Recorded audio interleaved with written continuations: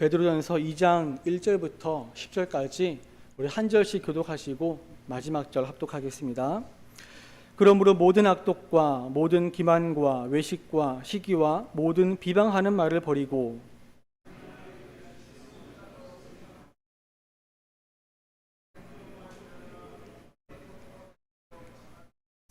너희가 주의 인자하심을 맛보았으면 그리하라.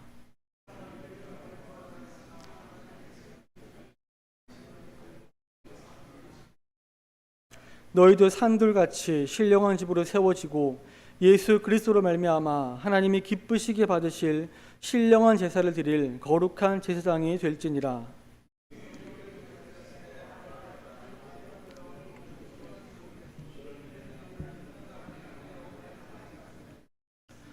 그러므로 믿는 너희에게는 보배이나 믿지 아니하는 자에게는 건축자들이 버린 그 돌이 모퉁이의 머릿돌이 되고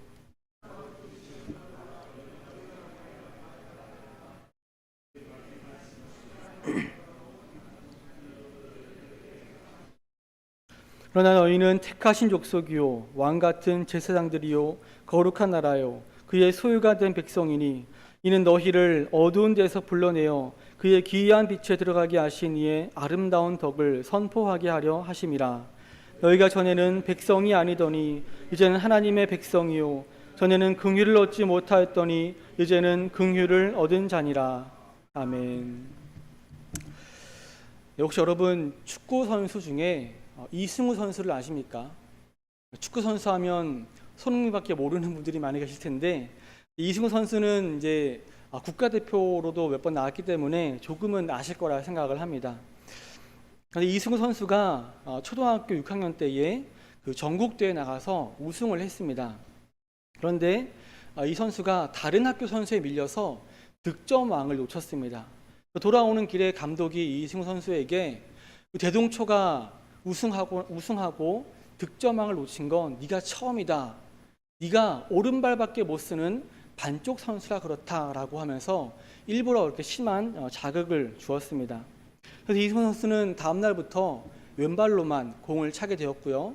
그래서 결국 한 달 정도 지나고 나서 왼쪽 골반이 틀어지기까지 했습니다. 골반이 틀어질 정도가 되었다는 것은 그만큼 피나는 노력을 했다는 거 아니겠습니까? 그리고 그해 9월 남아공에서 열리는 국제 유소년 축구 대회에 이 대동초등학교가 우리 한국 대표로 참가하게 됩니다. 40개가 넘는 세계 유수의 정말 그런 내노라 하는 클럽들이 참가한 그런 대회에서 이승우 선수는 득점왕을 차지했습니다. 그리고 1년 후에 스페인 축구 명문 바르셀로나 유소년 팀에 입단하게 됩니다.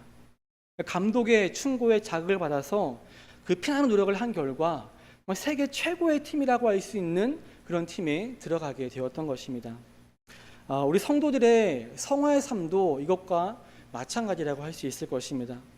성령님이 성도들의 마음에 감동을 주시고 성도들은 그 성령님의 인도하심을 따라가려고 노력을 합니다.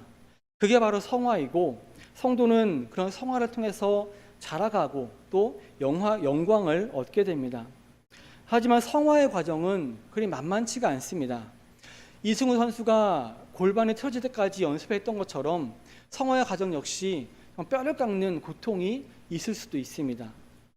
우리 모두가 이런 성화의 삶을 살아가야 할 텐데 이 시간 본문 말씀 통해서 우리가 어떻게 성화를 이루고 또 성화를 통해서 어떤 결과가 나타날 수 있는지 함께 살펴보도록 하겠습니다. 첫 번째로 성화의 방법에 대해서 볼 텐데요. 1절과 2절 말씀은 성화의 방법에 대해서 설명을 하고 있습니다. 1절, 2절 말씀 보시면 그러므로 모든 악독과 모든 기만과 외식과 시기와 모든 비방하는 말을 버리고 갓난아기들 같이 순전하고 신령한 저들 사모하라. 이는 그로 말미암아 너희로 구원에 이르도록 자라게 하려 함이라고 했습니다. 그래서 1절에 버리다라는 말이 있고요. 또 2절에 사모하라는 이 단어가 있는데 베드로는 두 개의 명령어를 사용해서 영적으로 갓난아기의 상태에 있는 성도가 성화를 위해서 소극적으로 버려야 할 것과 또 적극적으로 받아 먹어야 할 것에 대해서 말하고 있습니다.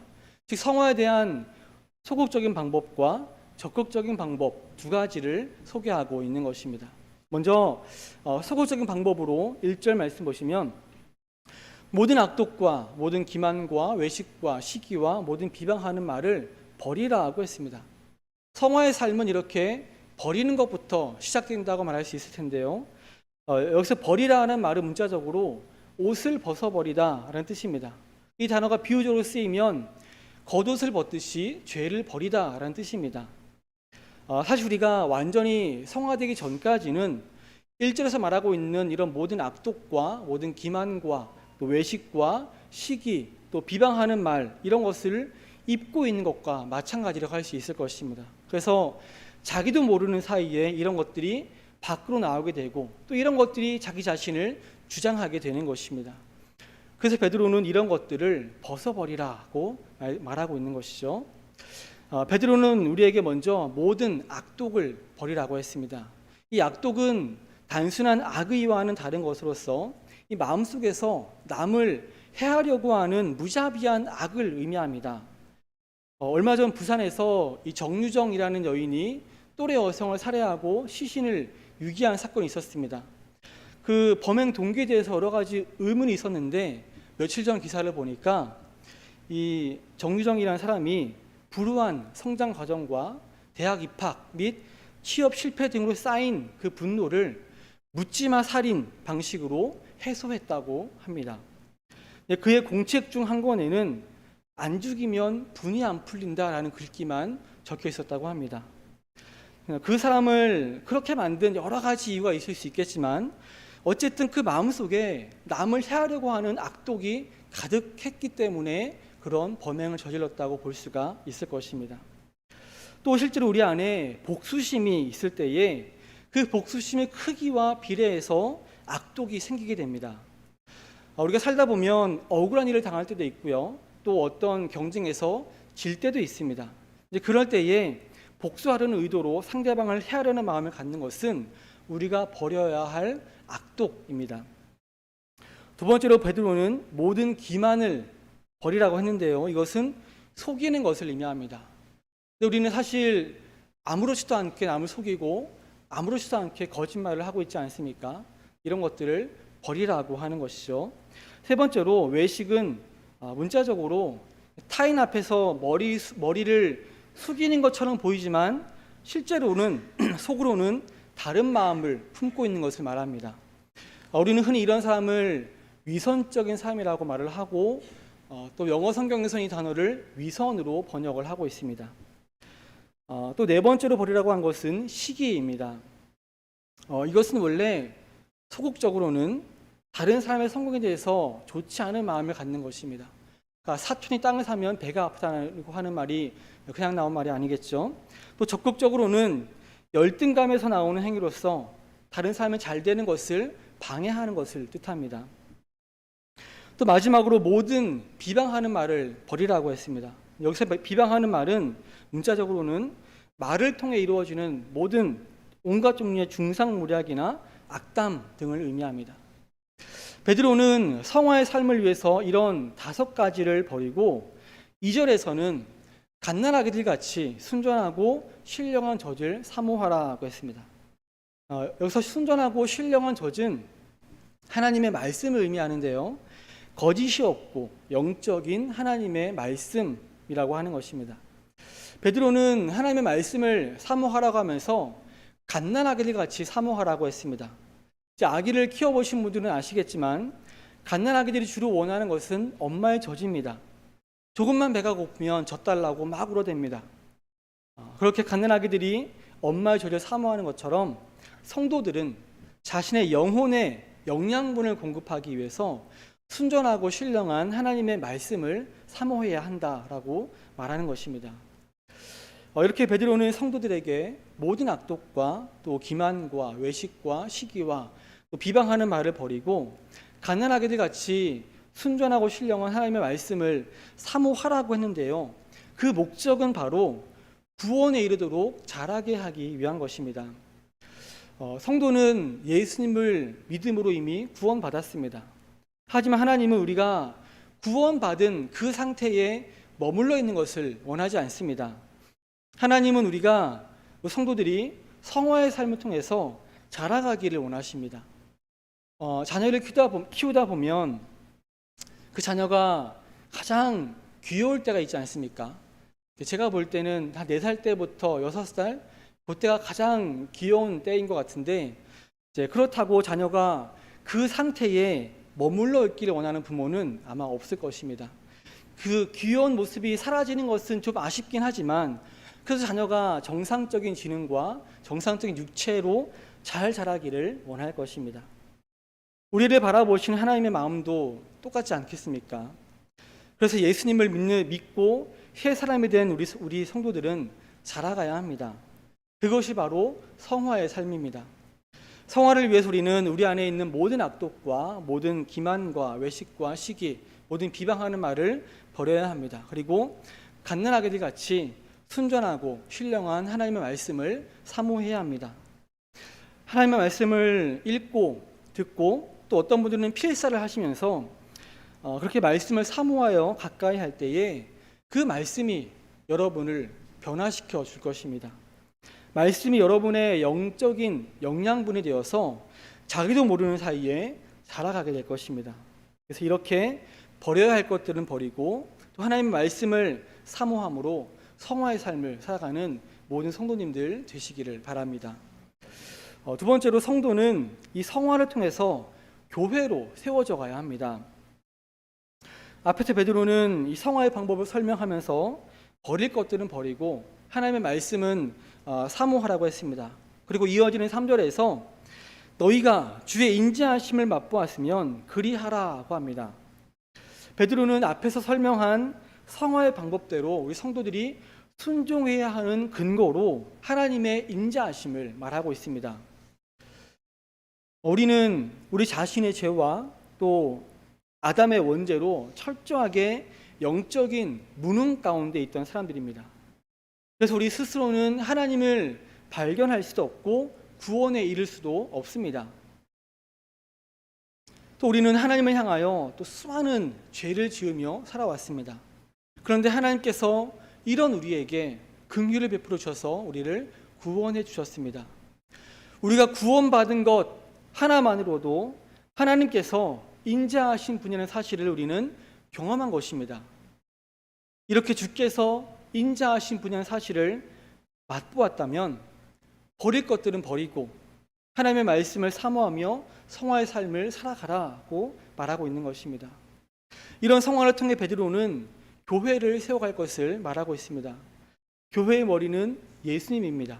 그래서 베드로는 먼저 산돌이신 예수께 나아오라고 말을 합니다.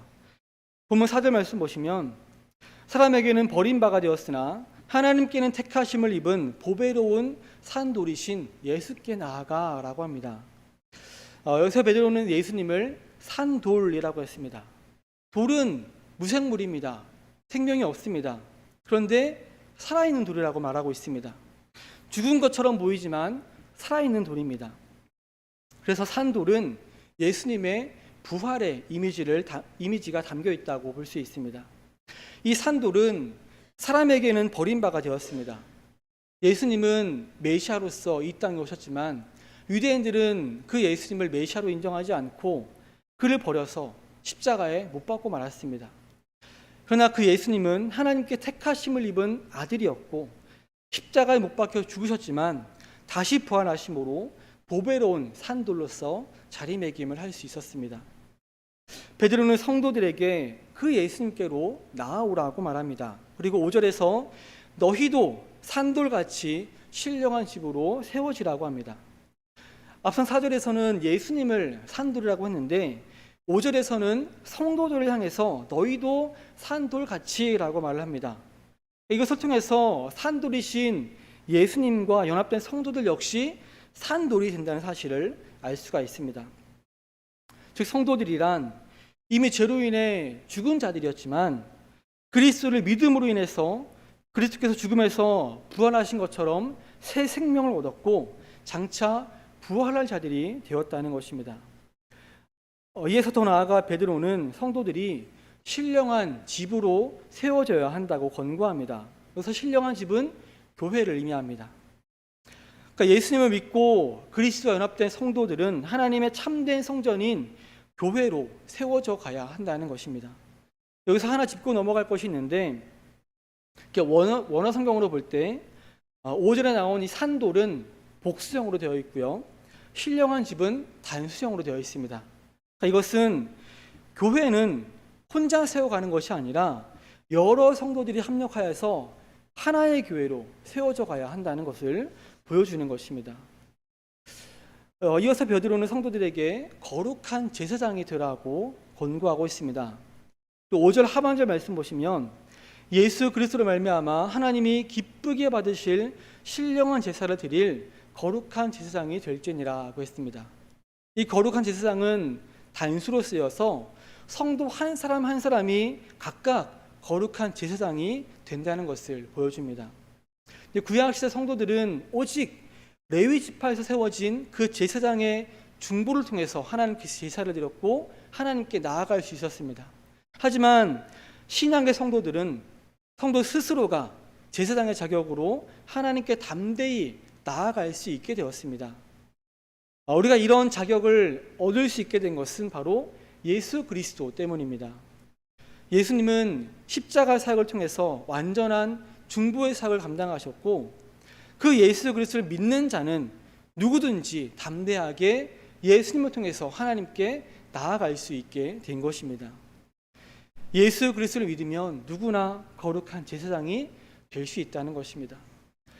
근데 본문에서 그 제사장에 대해서 하나님이 기쁘게 받으실 신령한 제사를 드릴 거룩한 제사장이라고 했습니다. 여기서 신령한 제사는 오늘날의 예배를 의미합니다. 즉 하나님이 기쁘게 받으실 예배를 드릴 거룩한 제사장이 되라는 것입니다. 성도는 성화를 통해서 교회로 세워져 가야 하는 것뿐만 아니라 하나님이 기쁘게 받으실 예배를 드리는 삶을 살아가야 한다는 것을 보여주는 것입니다. 하지만 이 베드로전서를 받는 그 당시 수신자들은 예수님을 믿는다는 이유로 박해를 받을 그런 위기 앞에 놓여 있었습니다.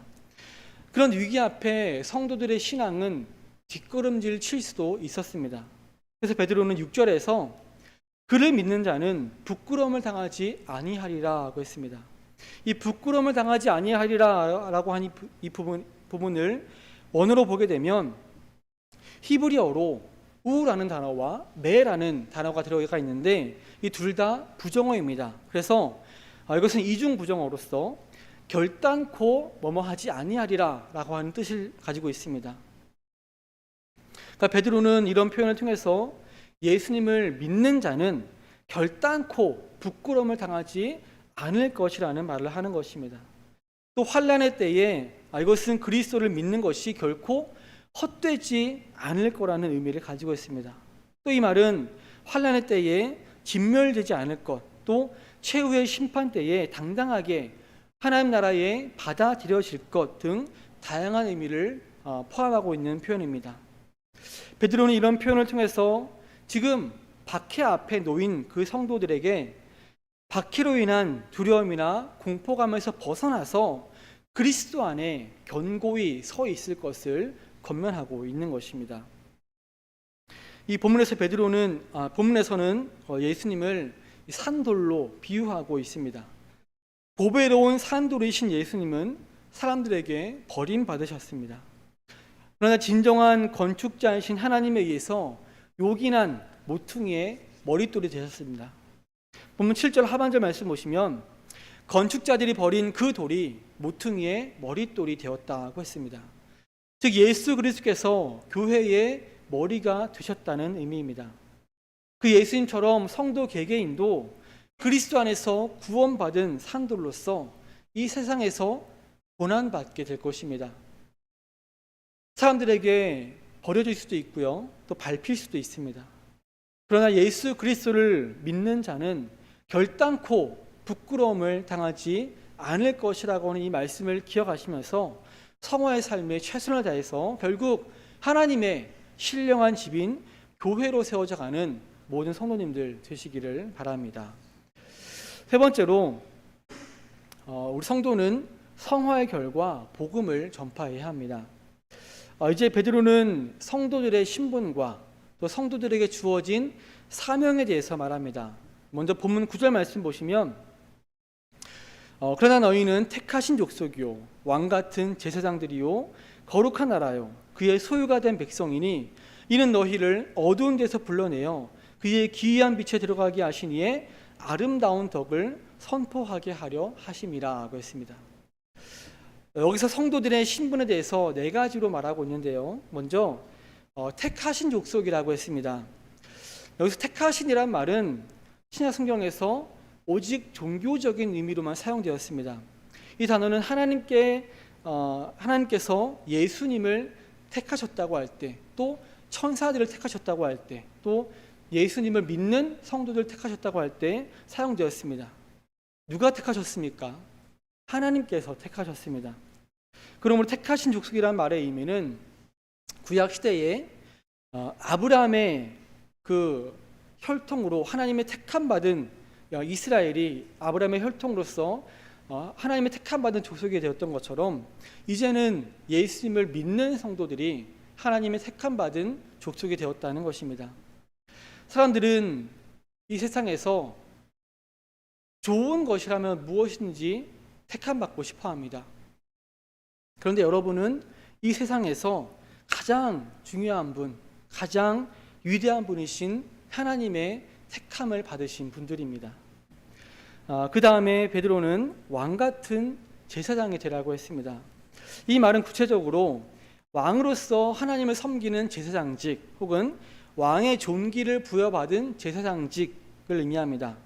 그러니까 왕인 동시에 제사장 신분을 가지고 있는 이런 존귀한 모습은 예수 그리스도의 전형적인 모습입니다. 또 구약 시대에 아브라함을 축복했던 살렘의 왕이면서 제사장 직분을 감당했던 멜기세덱에게서도 이런 모습을 볼 수가 있습니다. 그런데 이제 성도들이 그런 영예를 누릴 수 있게 되었다는 것입니다. 다음으로 베드로는 거룩한 나라라고 했습니다. 이 표현은 원래 하나님을 섬기기 위해서 구별된 이스라엘을 가리키는 표현이었습니다. 그런데 이 표현이 성도들에게 쓰였다는 것은 성도들 또한 이스라엘 백성들이 구별되고 또 정결한 백성으로 살아야 했던 것처럼 이 땅에서 구별된 삶을 살아야 한다는 것을 보여주는 것입니다. 마지막으로 그의 소유가 된 백성이라고 했습니다. 이 표현은 이스라엘이 하나님의 특별하고 소중한 백성이었던 것처럼 이제 신약 시대에는 우리 성도들이 하나님의 특별한 소유가 된다는 것입니다. 하나님은 성도들을 당신의 특별한 소유를 삼기 위해서 사랑하는 독생자 예수 그리스도의 피를 그 대가로 지불하셔야만 했습니다. 예수 그리스도의 그 고귀한 피가 그 대가로 지불되었다는 것, 이 사실 하나만으로도 하나님의 소유가 된 성도들의 가치를 짐작할 수 있을 것입니다. 이제 다음으로 본문 10절에서는 우리 성도들의 두 가지 신분을 또 말하고 있는데 본문 말씀 보시면 너희가 전에는 백성이 아니더니 이제는 하나님의 백성이요 전에는 긍휼을 얻지 못하였더니 이제는 긍휼을 얻은 자니라고 했습니다. 먼저 너희가 전에는 백성이 아니더니 이제는 하나님의 백성이 되었다고 합니다. 이 서신을 받는 수신자들만이 아니라 우리들 역시 전에는 하나님과 전혀 관계가 없는 그런 사람들이었습니다. 하지만 이제는 하나님의 은혜로 복음을 받아들이게 되고 중생하게 됨으로써 하나님의 백성이라는 신분을 얻게 되었습니다. 이어서 베드로는 전에는 긍휼을 얻지 못하였더니 이제는 긍휼을 얻은 자니라고 했습니다. 우리가 이전에는 이방인으로서 하나님의 긍휼을 오랫동안 얻지 못한 채로 살아왔습니다. 하지만 예수님을 믿을 때 이루어지는 그 회개로 말미암아 하나님의 긍휼을 받아서 구원받은 자들이 되었습니다. 하나님께서 우리 성도들을 죄와 사망의 어둠에서 불러내어 이런 특별한 신분을 주셨습니다. 이런 신분은 사실 특권이라고 말할 수 있을 텐데 하나님께서 우리에게 이러한 특별한 신분, 특권을 주신 데에는 목적이 있습니다. 그것은 바로 성도들로 하여금 이 세상에 대하여 하나님의 아름다운 덕을 선포하게 하기 위한 것입니다. 즉 복음 전파를 위해서 우리 성도들에게 이러한 특별한 신분, 특권을 주셨다는 것입니다. 본문 9절 하반절 말씀 보시면 아름다운 덕을 선포하게 하려 하심이라고 했습니다. 이 아름다운 덕은 방금 말씀드린 것 같이 복음을 의미합니다. 하나님은 그의 소유된 백성들이 입을 벌려 이 복음을 널리 전파하도록 여러분을 구원하셨습니다. 그러므로 성도에게 전도는 필수이며 의무라고 할 수 있습니다. 과거에 하나님은 이 역할을 이스라엘 백성들에게 부여하셨습니다. 하지만 그들은 선민이라는 그런 특권의식이 빠져서 민족적 배타주의와 교만에서 헤어나오지 못했습니다. 그래서 이제 영적 이스라엘이 된 성도들에게 이 과거 이스라엘에게 부여하셨던 그런 모든 특권을 부여하시면서 그 특권과 더불어 복음을 선포하는 일을 우리에게 맡겨주셨습니다. 따라서 성도는 때를 얻든지 못 얻든지 복음을 전파하기에 힘써야 하는 것입니다. 이것이 우리 성도들을 구원하신 하나님의 의도이며 나아가 교회가 존재하는 이유가 되는 것입니다. 우리가 전파해야 하는 복음을 여기서는 아름다운 덕이라고 표현했는데요. 이 아름다운 덕의 주체는 바로 하나님입니다. 그런데 본문에서는 그냥 단순히 하나님이라고 한 것이 하지 않고 너희를 어두운 데서 불러내어 그의 기이한 빛에 들어가게 하신 이라고 하면서 이 긴 수식구로 표현을 하고 있습니다.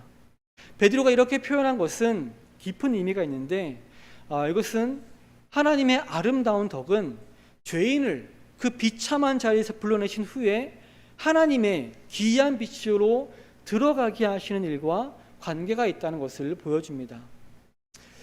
우리는 모두가 어둠 가운데 있었습니다. 그런데 하나님의 아름다운 덕, 즉 복음으로 말미암아 하나님의 기이한 빛으로 들어가게 되었습니다. 그리고 이제는 다른 사람들도 이 빛 가운데로 들어올 수 있도록 복음을 전파해야 하는 것입니다. 하나님께서 여러분에게 택하신 족속이요 왕같은 제사장들이요 거룩한 나라요 그의 소유가 된 백성이요 이제는 하나님의 백성이요 이제는 긍휼을 얻은 자라는 그런 신분을 주셨습니다. 이런 신분은 사실 특권이라고 할 수 있습니다. 하나님께서 보잘것없는 우리에게 이런 특권을 주신 목적은 바로 복음을 전파하게 하기 위한 것입니다. 이것이 바로 우리의 사명이요 교회의 존재 이유라는 것을 기억하시면서 때를 얻든지 못 얻든지 복음을 전파하는 모든 성도님들 되시기를 바랍니다. 사랑하는 성도 여러분, 우리가 이 땅에 머물러 있는 한 성화는 끝이 없습니다. 천국 가는 그날까지 계속해서 성화의 삶을 살아가야 합니다. 베드로는 성화의 방법으로 버려야 할 것들을 버리라고 했습니다. 우리는 끊임없이 악독을 버리는 훈련을 해야 합니다. 모든 기만과 외식과 시기와 모든 비방하는 말을 버리는 훈련을 해야 합니다. 다 버렸다고 생각했는데 어느덧 또 우리 안에 이런 악독과 또 기만과 외식과 시기와 비방하는 말이 자꾸만 생겨납니다. 그런 것들이 생겨날 때마다 계속해서 벗어버리는 훈련을 해야 하는 것이죠. 그리고 계속해서 하나님의 말씀을 사모해야 합니다. 우리 어떤 때는 말씀을 사모해서 부지런히 성경을 읽기도 하고 또 성경을 읽다가 감동을 받기도 합니다. 또 설교를 들을 때에 귀를 기울여서 열심히 듣기도 합니다. 그런데 또 어느덧 우리는 그 말씀을 뒤로 하고 다른 것들을 더 사모하게 됩니다. 그래서 우리는 천국 가는 그날까지 계속해서 하나님의 말씀을 사모하는 훈련을 해야 하는 것입니다. 하나님은 우리 성도들이 이렇게 성화를 통해서 자라가기를 원하십니다. 왜냐하면 성도들의 성화를 통해서 교회를 세워나가기 위함입니다. 성도들이 성화를 위해서 힘쓸 때 그 사람은 예수님께로 더 가까이 나아갈 수밖에 없고 그로 말미암아 교회의 머리 대신 예수님을 따라 함께 교회로 세워져 가는 것입니다. 교회는 목사님 혼자 세워가는 것이 아닙니다. 성도들 개개인의 성화를 통해서 하나의 교회로 세워져 가는 것입니다. 그래서 우리는 각자 성화를 위해서 노력해야 하는 것입니다. 하나님은 성도들의 성화를 통해 교회를 세워나가기를 원하시고 또 그 교회를 통해서 복음을 전파하기를 원하십니다. 그 복음 전파를 위해 하나님은 우리에게 많은 여러 가지 특권들을 주셨습니다. 이 세상에서 우리가 아무리 노력해도 얻을 수 있는 특권이 그리 많지 않습니다. 여러분들은 이 세상에서 어떤 특권을 누리고 계십니까? 예전에 저희가 아는 분이 제 아내에게 자기가 그 패밀리 레스토랑 VIP 회원이니까 혹시 가게 됐을 때 자기 이름 얘기하면 주스 한 잔 공짜로 먹을 수 있다고 얘기를 해주었습니다. 지금은 어떨지 모르겠지만 그 당시 그 레스토랑의 VIP 회원의 특권은 주스 한 잔이었습니다. 이런 특권은 돈으로도 살 수 있는 것입니다. 이런 이제 레스토랑을 예를 들어서 말씀드렸지만 돈이 많은 사람들은 우리가 알 수 없는 더 많은 특권들을 누리면서 살아가고 있을 것입니다. 이렇게 세상에서는 돈으로 얻을 수 있는 특권, 또 권력으로 얻을 수 있는 특권, 또 신분으로 얻을 수 있는 특권, 또 지인을 통해서 얻을 수 있는 특권 등등 여러 가지 특권들이 있습니다. 그런데 이런 특권들은 하루아침에 다 사라질 수 있는 것들이고 이 세상에만 한정된 것들입니다. 그러나 하나님이 우리에게 주시는 특권은 영적인 것이고 영원한 것입니다. 세상 사람들이 얻으려고 해도 결코 얻을 수 없는 그 특권을 여러분들이 받은 것입니다. 하나님께서 여러분에게 이런 특권을 주신 목적은 바로 복음 전파입니다. 여러분 모두 성화의 삶을 위해서 최선을 다하시길 바랍니다. 그래서 날마다 성장해 가시기를 바랍니다. 그로 말미암아 하나의 교회로 세워져 가며 우리에게 주어진 복음 전파의 사명을 더 잘 감당하는 모든 성도님들 되시기를 주님의 이름으로